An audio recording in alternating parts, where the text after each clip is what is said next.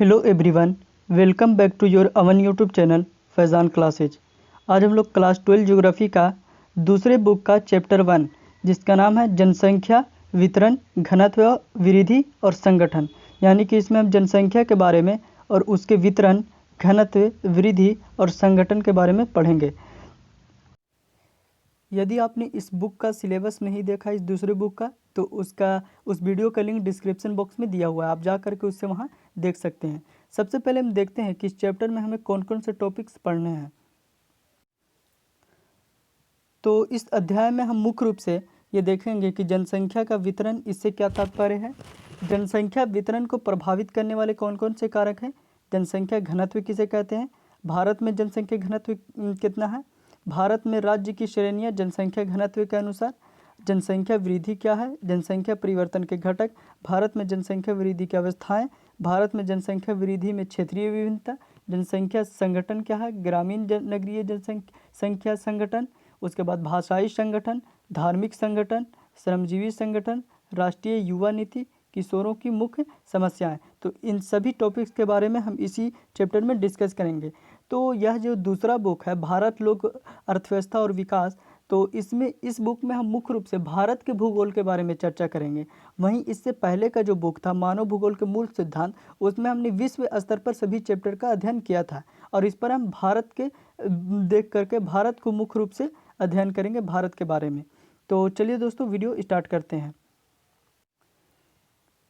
तो सबसे पहले हम देखते हैं कि जनसंख्या वितरण किसे कहते हैं, इससे क्या तात्पर्य है। तो जनसंख्या वितरण से अभिप्राय किसी विशेष क्षेत्र में लोगों के वितरण से है। आसान भाषा में समझे तो किसी विशेष क्षेत्र में लोग कितनी संख्या में रहते हैं और कहाँ रहते हैं, उसी को जनसंख्या वितरण कहते हैं। उसके बाद अगला टॉपिक है जनसंख्या वितरण को प्रभावित करने वाले कारक, यानी कि जनसंख्या जो विश्व में असमान रूप से वितरित है, बटा हुआ है, तो उसके क्या कारण है कि ये जनसंख्या कहीं पास घनी है तो कहीं पास बहुत कम है, यानी कि विरल कहीं पास जनसंख्या तो कहीं पास सघन जनसंख्या है। तो उसको प्रभावित करने वाले कई कारक है जिसकी वजह से वो विरल और सघन में क्षेत्रों में बसे हुए हैं। तो सबसे पहले हम देखते हैं जनसंख्या वितरण को प्रभावित करने वाले कारकों में भौगोलिक कारक। तो सबसे पहले जल की उपलब्धता, तो जहाँ पास जल की उपलब्धता होगी वहाँ पास लोग ज़्यादा रहने के लिए प्रेरित होंगे। फिर है भू आकृति, जलवायु, यानी कि जलवायु अच्छी होनी चाहिए, अनुकूल जलवायु, यदि प्रतिकूल जलवायु होगी तो लोग वहाँ से भागेंगे दूसरी जगह। फिर है मृदा, उपजाऊ मृदा होनी चाहिए। फिर देखते हैं सामाजिक एवं सांस्कृतिक कारक, तो धार्मिक महत्व, अशांति, अगर अशांति होगी तो ये भी लोगों को प्रभावित करता है दूसरी जगह भागने के लिए, दूसरी जगह जाने के लिए। फिर है खराब सामाजिक वातावरण। फिर है आर्थिक कारण, तो आर्थिक कारक हैं खनिज, नगरीकरण, खनिज, यहाँ पर खनिज की मात्रा ज़्यादा होगी तो रोजगार उपलब्ध होंगे, जिस वजह से लोग वहाँ पर रहने की प्राथमिकता देंगे। फिर आता है नगरीकरण, नगर वाले क्षेत्र में लोग रहने के लिए ज़्यादा प्रेरित होते हैं, जैसे कि दिल्ली और मुंबई वगैरह में लोग रहने के लिए ज़्यादा प्रेरित होते हैं क्योंकि वहाँ पर बहुत ज़्यादा सुविधाएं मिलती हैं। फिर है औद्योगिकरण, तो औद्योगिकीकरण भी जो है वो बहुत ज़्यादा प्रभावित करता है जनसंख्या वितरण को। फिर आता है राजनीतिक कारक, तो अस्थिर राजनीतिक स्थिति, तो यहाँ पर अस्थिर राजनीतिक व्यवस्था होगी वहाँ पर लोग नहीं रहना चाहते हैं, जहाँ पर स्थिर राजनीतिक व्यवस्था होती है वहाँ पर लोग रहना चाहते हैं, यानी कि जहाँ पर उथल पुथल है राजनीतिक व्यवस्था तो वहाँ पर लोग नहीं रहेंगे क्योंकि वहाँ पर उनके जान का खतरा रहता है। फिर है खराब कानूनी व्यवस्था, तो यहाँ से भी लोग दूसरी जगह जाने के लिए प्रेरित होते हैं। तो यह जो है जनसंख्या वितरण को प्रभावित करने वाले प्रमुख कारक हैं। फिर आता है जनसंख्या घनत्व, तो जनसंख्या घनत्व से क्या तात्पर्य है, तो प्रत्येक वर्ग किलोमीटर में रहने वाले लोगों की संख्या को जनसंख्या घनत्व कहा जाता है, या फिर प्रत्येक वर्ग किलोमीटर में रहने वाले लोगों की संख्या को उस क्षेत्र की जनसंख्या घनत्व कहा जाता है। और जनसंख्या घनत्व का जो फॉर्मूला होता है वो कुल जनसंख्या को कुल क्षेत्रफल से भाग दिया जाता है। वहीं अगर हम भारत में जनसंख्या घनत्व के बारे में देखें तो 2011 के जनगणना के अनुसार भारत के जो जनसंख्या घनत्व है वो है 382 व्यक्ति प्रति वर्ग किलोमीटर है, यानी कि यहाँ प्रति वर्ग स्क्वायर किलोमीटर में 382 लोग रहते हैं, जबकि 1951 में यही जो था वो 117 व्यक्ति प्रति वर्ग किलोमीटर था। उसके बाद फिर अगला टॉपिक देखते हैं भारत में राज्यों की श्रेणियाँ, तो किसके आधार पर, तो जनसंख्या घनत्व के अनुसार। तो उच्च जनसंख्या घनत्व वाले राज्य देखें तो प्रथम स्थान पर जो है वो बिहार है, यहाँ की जनसंख्या घनत्व प्रति स्क्वायर किलोमीटर में 102 व्यक्ति हैं। वहीं दूसरे नंबर पर पश्चिम बंगाल है, 1029 के साथ। फिर देखते हैं तो तीसरे नंबर पर केरल है 859 के साथ, और चौथे नंबर पर उत्तर प्रदेश है 829 के साथ, और वहीं तमिलनाडु पाँचवें नंबर पर है 555 के साथ। तो दक्षिण भारत में सबसे ज़्यादा घनत्व जो है तमिलनाडु का ही, वहीं उत्तर भारत में देखें तो बिहार का है 1102। और अगर संयुक्त रूप से पूरे भारत का देखें तो सबसे ज़्यादा घनत्व वाला राज्य जो है वो बिहार ही है। वहीं प्रश्न इस प्रकार आता है कि किन्हीं 4 सर्वाधिक घनत्व वाले राज्यों के नाम लिखें, तो आप इस प्रकार से लिख सकते हैं बिहार, पश्चिम बंगाल, उत्तर प्रदेश, केरल। फिर आता है मध्यम, तो मध्यम जनसंख्या घनत्व वाले राज्यों में आ जाते हैं हरियाणा, झारखंड, आंध्र प्रदेश, गुजरात और असम। वहीं निम्न जनसंख्या घनत्व में देखें तो अंडमान निकोबार, और सबसे कम जनसंख्या घनत्व किसी राज्य का है तो वो है अरुणाचल प्रदेश का, 17 व्यक्ति प्रति वर्ग किलोमीटर में, यानी कि यहाँ पास लोग 1 स्क्वायर किलोमीटर में 17 लोग ही निवास करते हैं। अब आता है जनसंख्या वृद्धि, तो किसी क्षेत्र में एक विशेष समय के दौरान हुए जनसंख्या परिवर्तन को ही जनसंख्या वृद्धि कहा जाता है। जो परिवर्तन होता है जनसंख्या में उसी को जनसंख्या वृद्धि कहा जाता है। और यह जनसंख्या ऋणात्मक भी हो सकता है और धनात्मक भी हो सकता है, यानी कि वृद्धि ऋणात्मक में भी जा सकती है और धनात्मक में ही जा सकती है, यानी कि परिवर्तन को ही क्या कहा जाता है, जनसंख्या वृद्धि कहा जाता है। अगर उस क्षेत्र की जनसंख्या उस समय के दौरान बढ़ती है तो उसे धनात्मक जनसंख्या वृद्धि कहते हैं। अगर क्षेत्र की जनसंख्या उस समय के दौरान घटती है तो उसे ऋणात्मक जनसंख्या वृद्धि कहते हैं। तो प्रश्न आएगा कि जनसंख्या वृद्धि किसे कहते हैं और ये कितने प्रकार के होते हैं। या फिर ये भी प्रश्न आ सकता है कि धनात्मक और ऋणात्मक जनसंख्या वृद्धि किसे कहते हैं, तो आप इसे लिख सकते हैं और फुल मार्क आपको मिल जाएंगे। अब आता है जनसंख्या परिवर्तन के घटक यानी कि भाग। तो जनसंख्या परिवर्तन के 3 घटक हैं, जन्म दर, मृत्यु दर और प्रवास। तो प्रवास के बारे में हम इस चैप्टर का, इस बुक का जो दूसरा चैप्टर है प्रवास कारण प्रकार, तो इसके दूसरे चैप्टर में इस बुक के बारे में हम डिटेल से प्रवास के बारे में जानेंगे। तो जनसंख्या परिवर्तन के कितने घटक यानी कि भाग हैं, तो 3 हैं, जन्म दर, मृत्यु दर, तो इसके बारे में हम यहीं पास देख लेते हैं। वहीं जो प्रवास जो तीसरा घटक है उसे हम इसके दूसरे चैप्टर में पूरा डिटेल से देखेंगे। तो जन्म दर क्या होता है, जन्म दर यानी अशोधित जन्म दर। तो अशोधित जन्म दर का संबंध 1000 स्त्रियों द्वारा जन्म दिए गए बच्चों की संख्या से है। वहीं मृत्यु दर क्या है, तो अशोधित मृत्यु दर भी इसे कहते हैं। तो 1 वर्ष के दौरान किसी क्षेत्र में 1000 लोगों पर मरने वालों की संख्या को ही अशोधित मृत्यु दर कहा जाता है। अब एक और इम्पोर्टेंट टॉपिक है जनसंख्या वृद्धि दर की अवस्थाएं। तो किस प्रकार भारत में जनसंख्या वृद्धि दर की अवस्थाएं रही, तो ये प्रश्न पूछ भी लेता है बहुत बार, और इसी साल पूछा था 2022 के एग्ज़ाम में कि जनसंख्या वृद्धि की किन्हीं 4 अवस्थाओं के बारे में बताएं, या फिर वो कब से कब तक हुए थे। तो देखते हैं प्रथम अवस्था। तो प्रथम अवस्था जो भारत में थी जनसंख्या वृद्धि की थी वो थी 1901 से लेकर के 21 तक। इसमें जो भारत की जनसंख्या वो ऋणात्मक वृद्धि हुई, यानी कि जनसंख्या में माइनस की वृद्धि हुई थी, ऋण की वृद्धि हुई थी, यानी कि बहुत कम जनसंख्या वृद्धि हुई थी, ऋणात्मक में चली गई थी। फिर द्वितीय यानी कि दूसरी अवस्था देखते हैं 1921 से लेकर के 1950, तो इसमें स्थिर वृद्धि हुई थी, यानी कि रुक रुक करके धीरे धीरे इसमें कुछ जो है सामान्य स्तर पर वृद्धि हुई थी, स्थिर वृद्धि, कुछ ज़्यादा फर्क जनसंख्या पर नहीं पड़ा। फिर आता है तृतीय अवस्था। तृतीय अवस्था जो थी वो थी 1951 से लेकर के 1981 तक, इसमें उच्च वृद्धि हुई, इसे जनसंख्या विस्फोटक की संख्या दी गई क्योंकि इसमें बहुत ही तेज़ी से जनसंख्या की बढ़ोतरी हुई थी। फिर चतुर्थ अवस्था हम देखते हैं तो 1981 से वर्तमान तक जो कि जनसंख्या वृद्धि सामान्य रफ्तार से चल रही है।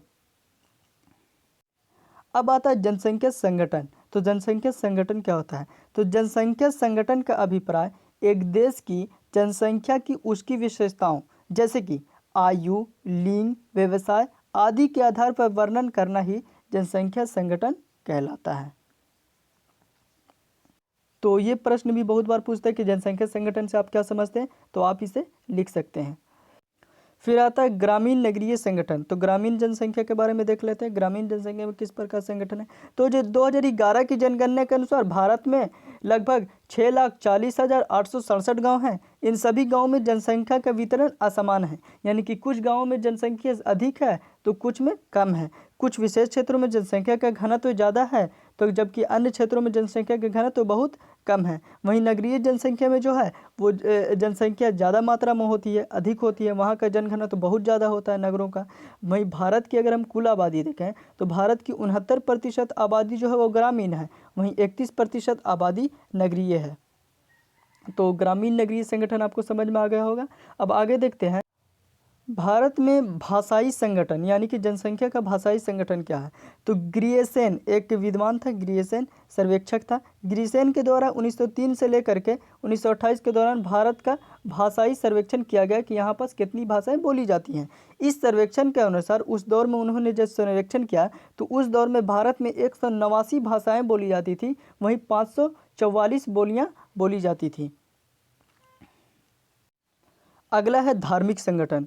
तो भारत में अनेक धर्मों को मानने एवं उनकी उपासना करने वाले लोग रहते हैं। तो ये तो सभी को पता है कि भारत में अनेक धर्म संप्रदायों को लोग निवास करते हैं। भारत में जनसंख्या का धार्मिक वितरण अत्यंत असामान्य है, यानी कि एक जैसा नहीं है।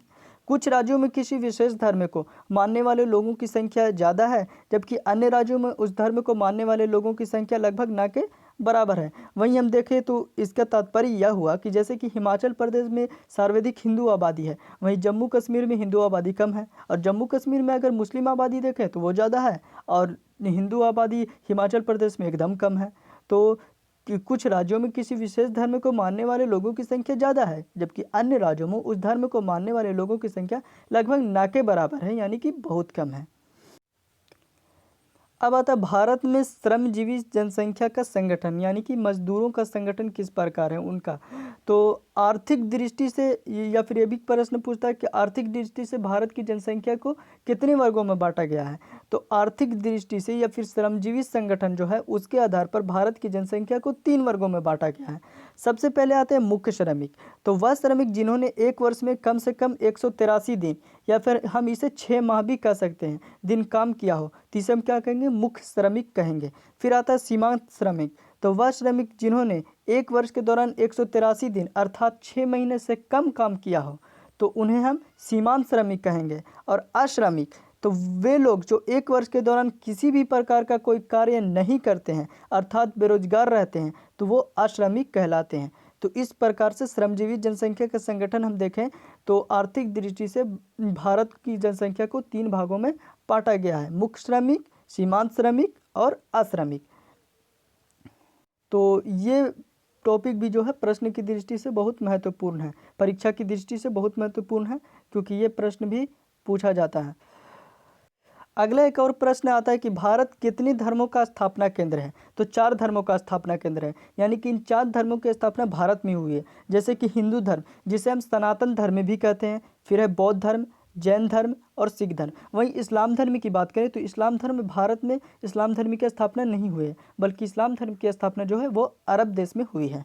अब हम भारत के धार्मिक समुदाय 2011 के अनुसार इनके आंकड़ों के बारे में जानते हैं कि उनकी कितनी जनसंख्या है। तो भारत में कुछ धार्मिक समुदाय हैं और जनसंख्या मिलियन में देखते हैं किसकी, और फिर उसका प्रतिशत देखते हैं, परसेंटेज। तो कब के आंकड़े हैं, तो ये 2011 के आंकड़े हैं। तो हिंदू आबादी देखें हम तो 996 मिलियन, यानी कि 2011 की जनगणना के अनुसार हिंदू आबादी भारत में लगभग 99 करोड़ थी, जो कि कुल जनसंख्या का 79.8% थी। वहीं मुस्लिम आबादी 172 मिलियन यानी कि 17 करोड़ थी, जो कि कुल प्रतिशत का 14.2% थी कुल जनसंख्या का। फिर ईसाई देखें तो 2 करोड़ थे यानी कि 27 मिलियन थे, जो कि 2.3% थे। सिख भी जो थे वो 20 मिलियन थे यानी कि 2 करोड़ थे, लगभग 1.7% थे। बौद्ध 8.8 मिलियन थे या फिर 8 करोड़ भी कह सकते हैं हम। बौद्ध 8.4 मिलियन थे, 8.4 मिलियन यानी कि 80 लाख थे, 8 करोड़ नहीं 80 लाख थे ये। तो ये जो थे कुल जनसंख्या के 0.7% थे। जैन जो थे वो 40 लाख थे, यानी कि 40 लाख थे, 4 मिलियन थे, लगभग 0.4%। वहीं अन्य संप्रदाय के लोग 70 लाख थे या फिर 7 मिलियन भी इसे कह सकते हैं, 0.7% के साथ। वहीं हम वर्तमान में 2022 के आंकड़े देखें तो भारत में जो हिंदू आबादी है वो 1 अरब 9 करोड़ हो गई। वहीं मुस्लिमों की आबादी जो है वो लगभग 21 करोड़ हो गई है। वहीं सर्वाधिक जनसंख्या की बात करें तो भारत राज्यों के आधार पर तो भारत में जो है सर्वाधिक जनसंख्या जो है वो उत्तर प्रदेश की है, जो कि 24 करोड़ जनसंख्या है वर्तमान में अगर देखें तो हम। वहीं दूसरे नंबर पर महाराष्ट्र है और तीसरे नंबर पर बिहार है। और भारत की जो वर्तमान जनसंख्या है वो है 140 करोड़। वहीं 2011 के जनगणना के अनुसार भारत की टोटल जनसंख्या 121 करोड़ ही थी। तो विश्व में सबसे ज़्यादा जनसंख्या वाला देश चाइना है, जिसकी आबादी जो है 144 करोड़ है। वहीं भारत दूसरे स्थान पर है 140 करोड़ के साथ। और तीसरे स्थान पर जो देश है वो है संयुक्त राज्य अमेरिका, 32 करोड़ आबादी के साथ, 32 या 33 करोड़ है लगभग। तो आई एम श्योर कि ये सभी टॉपिक्स आपको समझ में आए होंगे। समझ में आए तो वीडियो को लाइक करें एंड दोस्तों के पास शेयर करें। यदि आप कक्षा 12 के भूगोल का जो प्रथम बुक है उसके सभी चैप्टर्स का वीडियो देखना चाहते हैं तो आप यूट्यूब पर सर्च करें फैज़ान क्लासेज, और उसके चैनल पर जाकर के प्ले लिस्ट में आपको वो सभी वीडियोस मिल जाएंगे। तब तक के लिए मिलते हैं अगली वीडियो में। Thank you.